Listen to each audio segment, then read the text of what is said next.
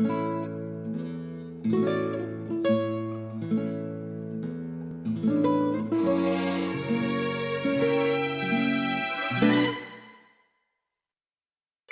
kalian makan kue pasir ini? Apa kalian tahu siapa yang membuatnya? Pasti tidak tahu. Aku akan ceritakan tentang sesuatu. Pada zaman dahulu, ada seorang gadis, Lena kecil, dan mempunyai adik Ivan kecil. Orang tua mereka pergi ke pasar untuk membeli sesuatu. Tapi mereka tidak mematuhi orang tua mereka. Mereka pergi ke hutan dan tersesat. Hutan itu gelap dan seram. Tebak apa yang mereka lihat? Ada sebuah oven yang sangat besar. Isinya penuh dengan kue yang terus-menerus keluar dari dalamnya. Mereka tidak percaya apa yang mereka lihat. Dan oven itu berkata, "Ayo sini anak-anak, cicipilah kue yang lezat ini."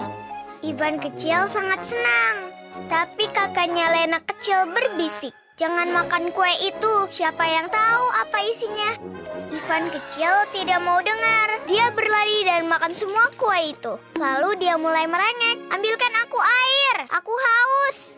Lalu Lena kecil berkata, "Aku sudah melarangmu makan kue ini." Dan tiba-tiba dia cekukan dan boom, tiba-tiba muncul sungai susu yang tepinya terbuat dari gula-gula. Lalu Lena kecil berkata pada Ivan kecil, "Baiklah, berhenti merengek. Akan kuambilkan susu dan gula-gula." Tapi Ivan kecil bukan anak yang baik. Dia tidak patuh pada siapapun. Dia mulai berguling di tanah dan bilang, "Aku tidak mau sabar, aku haus. Aku mau minum dari jejak kaki kambing ini." Dia anak yang nakal. Ingat ya, kau tidak boleh minum dari kubangan yang kotor. Tidak boleh, itu penuh dengan kuman. Tapi dia meminumnya. Dia berlutut di tanah dengan lidah keluar, siap untuk minum dari jejak kaki itu. Dan Lena kecil tidak bisa menghentikannya, karena dia tersangkut di gula-gula. Lalu dia bilang, "Jangan minum dari jejak kaki. Nanti kau berubah menjadi kambing." Tapi lagi-lagi, adiknya tidak mau mendengarkan dan tetap minum dari jejak itu. Jenis kuman apa yang ada di kubangan? Tiba-tiba Ivan kecil jadi berbulu. Lalu pohon apel yang tumbuh di dekat situ berkata padanya dengan manis, "Oh Ivan kecil, kau mau mencicipi apel masku?" Ivan kecil mencicipinya, lalu tumbuh tanduk di kepalanya dan kuku kecil di tangan dan kakinya. Lalu dia berubah menjadi kambing. Pada saat itu, ada sekelompok angsa ajaib yang terbang melintas. Mereka dengar ada yang mengunyah dengan suara keras di bawah pohon apel. Itu adalah kambing yang sedang mengunyah apel. Dia makan semuanya, bahkan juga bijinya. Angsa ajaib itu sangat kaget. Mereka pun membawa kambing kecil itu kepada penyihir tua. Mereka menukik, mengambilnya dan pergi menuju pondok penyihir tua. Ketika penyihir tua itu melihat kambing kecil, dia menyukainya. Karena dia sangat lucu, bagus, dan sangat gemuk. Sehingga penyihir tua itu ingin menelan kambing kecil. Penyihir tua mulai memanaskan ovennya dan mulai bernyanyi. Penyihir tua punya kebun kambing kecil dan api untuk makan kambing kecil sesuai keinginannya. Kambing kecil mengambil ketakutan sampai suaranya terdengar ke tepi hutan. Api menyala terang dan panas. Air dalam panci sudah mendidih. Semua pisau tajam dan berkilau. Apa ada yang mau membantuku? Dan dia cepat-cepat berlari ke tempat di mana dia melihat kakaknya berusaha keluar dari gula-gula. Penyihir tua melihat kambing kecil telah melarikan diri dan menyuruh angsa ajaibnya untuk membawanya kembali. Lena kecil baru saja keluar dari gula-gula. Dia menjemput adiknya, tapi tidak tahu harus bersembunyi di mana. Dia tersesat, duduk di tanah dan mulai menangis. Oven itu memerah tersipu malu karena telah menyuruh Ivan kecil makan semua kuenya. Dia menyembunyikan mereka di dalamnya. Angsa ajaib menukik turun dan tidak melihatnya. Lena kecil tidak bisa menemukan jalan keluar dari hutan itu.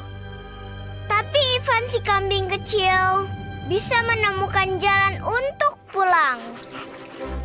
Ketika sampai di rumah, Lena kecil menceritakan yang terjadi. Lalu Ivan kecil dibawa ke semua dokter dan diberi semua macam obat. Akhirnya dia menjadi anak-anak lagi. Jadi sebaiknya kau jangan makan sembarangan di tempat yang asing. Dan jangan minum air apapun selain air matang atau dari botol bersih. Nanti kau menjadi kambing dan dokter tidak mau menolongmu.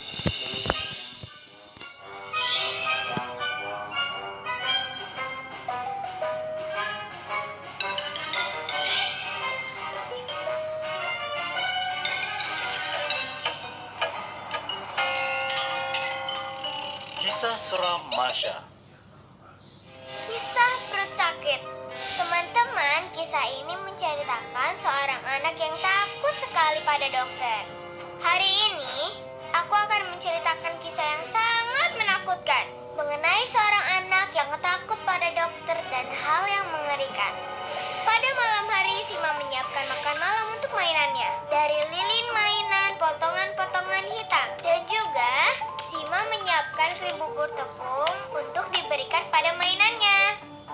Dia dudukkan boneka-bonekanya dan mulai menyuapi mereka. Sepotong untuk nenek dan sesendok untuk kakek. Kakek juga memberikan kepada cucu-cucunya. Singkat cerita, Sima memberi makan bonekanya. Dan pada saat yang sama, ternyata Sima makan juga. Lalu, malam pun tiba. Sima berbaring untuk tidur. Tapi tidak bisa tidur. Perut Sima berbunyi terus. Itu harus segera diberitahukan kepada ibunya.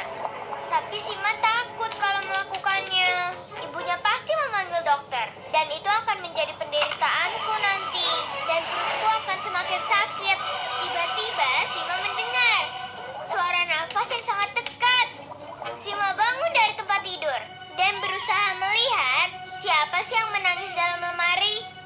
Sepertinya tidak ada siapa-siapa di sana. Hanya ada boneka Lucia yang duduk di sudut. Lalu di bawah sinar bulan, Sima memperhatikan bahwa pipi Lucia ternyata basah karena air mata. Tiba-tiba ada yang mengerang di bawah tempat tidur Sima. Sima langsung melihat. Ternyata boneka beruang yang berbaring sambil mengerang. Ternyata suara itu semakin jelas saja. Boneka beruang itu kesakitan. Sima mulai mencari suara itu. Oh, ternyata boneka beruang yang sedang kesakitan. Tolong aku, perutku sedang sakit, tolong aku. Lalu tiba-tiba semua mainannya mulai menyerang Sima. Ayo, cepat, panggilkan aku ambulan sekarang juga. Perut kami sakit karena buburmu. Cepat panggilkan. Tubuh Sima gemetar. Ambulan apa, dokter?